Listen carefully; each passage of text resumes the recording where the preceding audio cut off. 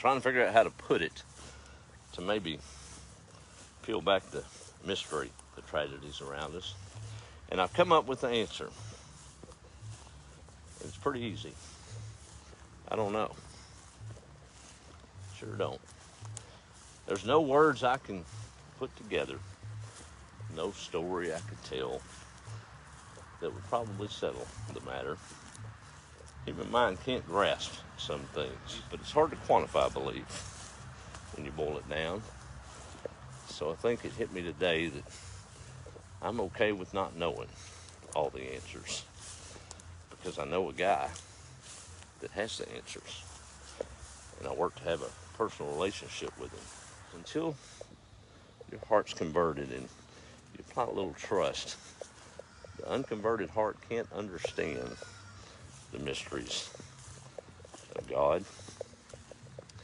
The converted heart can't really understand them either, to be honest, but we take it on trust because we've seen too much, and we know that there's something bigger than us. A lot of people say it isn't fair.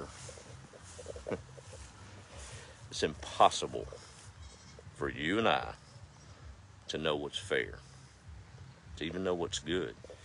You know, there's sicknesses and people with cancer that suffer that are good people, come from good homes, and we can't make sense of why that is, why that happens. We don't see the whole picture. God does. He sure does. He sees the whole story, and all we're doing is sitting there looking through a little straw. All we see is suffering and the pain and temporary problems that they have. Makes me smile. Serious subject we're talking, but those little goats that Daddy's in the field, we're going to see them. 2 bottle babies. They still can slip out. They stay in there until I'm out here walking around. There's a story of a little town, mining town. The mine collapsed. Dozens of miners working in that hole in the ground perished and died. Everybody in the little town knew someone and was affected by the loss of those hard-working men. And the pastor gathered there at the entrance of the mine after it had been imploded, and they were trying to sort things out. And what do you say to that?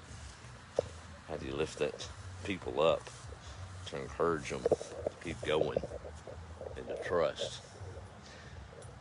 He stepped up and he said, he said in his house, he had a beautiful piece of needlepoint embroidery, a beautiful verse of God's promises. But he turned that thing over, and on the back of that needlepoint embroidered piece of art that hung on the wall, it was a mess. There were knots of string, different colors, spaces, random runs of string. I mean, just absolutely horrible on the back side of that. Those folks, he said, it's like that piece of embroidery. With life, sometimes that's all we see, is that backside. The tangled mess of problems, the random strings that don't seem to connect, different colors. Things just don't make any sense. But when we get to the other side, and you flip it over and you see what God sees, it's a work of art and beauty. But it's hard for us to understand, right? It's not my job to convince you. It's my job to be a light and to continue to trust. I believe that's a full-time job enough in itself, isn't it? What are y'all doing? They said, we're eating and we're following you. Well, there we go again. Guess I need to be like a little goat, don't I?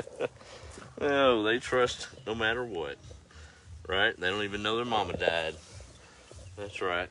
They just munch on and live life, and they don't question. That's all right.